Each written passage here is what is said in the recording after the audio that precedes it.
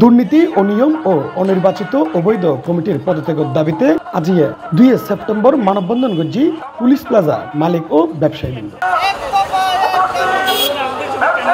এই সময় মালিক, ব্যবসায়ী সহ বিভিন্ন ধরনের কর্মচারী উপস্থিত আছে। তারা হয় 2005 সালের পরতুল যা যা সুযোগ সুবিধা দিবার হতা তা তো কিছুই না দেয়, বরং উল্টো ব্যবসায়ী অলটিয়া লুটপাট গুজি এই অবৈধ মালিক সমিতি। এই যে পুলিশ প্লাজা 2005 সালে প্রতিষ্ঠিত হয়েছিল, এরপর থেকে আমরা চিন্তা করছিলাম এই এলাকায় একটা ভালো মার্কেট, নন্দিত মার্কেট হয়েছিল, 6টা লিফট, 3টা সিঁড়ি এবং নন্দিত মার্কেট। এই মার্কেটের আমরা মনে করছিলাম একজন ভালো ব্যবসায়ী আসবে, ভালো সভাপতি আসবে, নির্বাচিত সভাপতি আসবে, কিন্তু মানুষের কাছ থেকে, আমাদের ব্যবসায়ীদের কাছ থেকে ভর্তুকি বিল বলে, আপনার সার্ভিস চার্জ বলে, আপনার পার্থক্য বিল বলে কোটি কোটি টাকা নিয়ে গেছে। কিন্তু ওরা ওদের ভাষ্যকার অনুসারে এই দিন বললো যে প্রায় 40 লাখ টাকার অধিক ওদের নিজস্ব হ্যান্ড ক্যাশ আছে, কিন্তু কোনো ব্যাংকে নাই, কোনো ব্যাংক অ্যাকাউন্ট নাই। তাহলে এই দুর্নীতি, এই সমিতিটা কেন করছে? এই মার্কেটটা কেন হয়েছে? জনগণের, ব্যবসায়ীদের টাকা দিয়ে এই টাকা ওরা আত্মসাৎ করছে।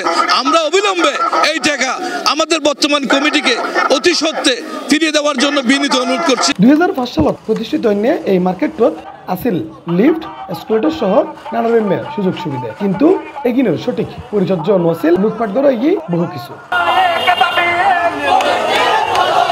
প্রভাবশালী দলের ক্ষমতা ব্যবহার করিয়ে ইন গড়াই বলে জানা গিয়ে ব্যবসায়ী হল। দীর্ঘদিন পর্যন্ত মার্কেট উদ্বোধনের পর থেকে তারা বিভিন্ন রাজনৈতিক প্রভাব খাটিয়ে তারা অবৈধভাবে মার্কেট পরিচালিত করে আসছে।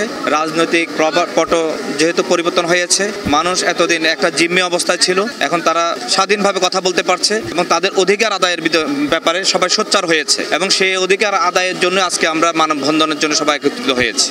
আমরা চাই এক পুলিশ প্লাজার মার্কেটে সকল ব্যবসায়ী এবং দোকান মালিকদের সমন্বয়ে একটা তাদের প্রত্যক্ষভাবে নির্বাচিত একটা কমিটি গঠন করা হবে, যে কমিটি জবাবদিহিতার আওতায় থাকবে এবং আগের যে কমিটি যারা আছে তারা অনতি বিলম্বে, আমাদের তোমার সদস্য সচিব ইতিমধ্যেই আপনাদের ঘোষণা করেছেন, 3 দিনের মধ্যে তাদের পদত্যাগ পত্র জমা দিতে হবে। ব্যবসায়ীদের দাবি, বর্তমান যে কমিটি আছে ওই কমিটি 3 দিনের মধ্যে সমস্ত হিসাব নিকাশ বুঝে দিয়ে পদত্যাগ গ্রহণ করিব, নইলে 3 দিন পরে আরো বড়সড় কর্মসূচি ডাক দিব ব্যবসায়ী। আসলে আমরা যারা আগে আমাদের যে বিভিন্ন চার্জ নিয়ে তারা দুর্নীতি করে প্রায় 2,50,00,000 টাকার মতো আমাদের ব্যবসায়ীদের থেকে হাতিয়ে নিয়েছে। এই তো অনির্বাচিত কমিটি, যারা কোনো ইলেকটেড কমিটি না, তারা তাদের নিজস্ব মতো, তাদের পরিবারতন্ত্রের মতো করে তারাই ধ্বংস করেছেন আমাদের এই টাকাগুলো নিয়ে, তারাই তাদের নিজস্ব ব্যক্তিগত নামে আপডেট করেছেন। আমাদের এখন দাবি হচ্ছে আমরা যারা ব্যবসায়ী আর দোকানদার আমরা সবাই এখন এক পরিবার, আমরা এক পরিবার হয়ে আমরা একটি নির্দিষ্ট সুন্দর একটি কমিটির মাধ্যমে আমরা তাদের ক্ষমতা বুঝে দেখ, আমরা তার নতুন কমিটি মার্কেট পরিচালনা করবে। অবশ্যই টাকাটা আমাদের ব্যবসায়ীদের টাকা আমাদের ব্যবসায়ীকে ফেরত দিতে হবে। C+ চট্টগ্রাম।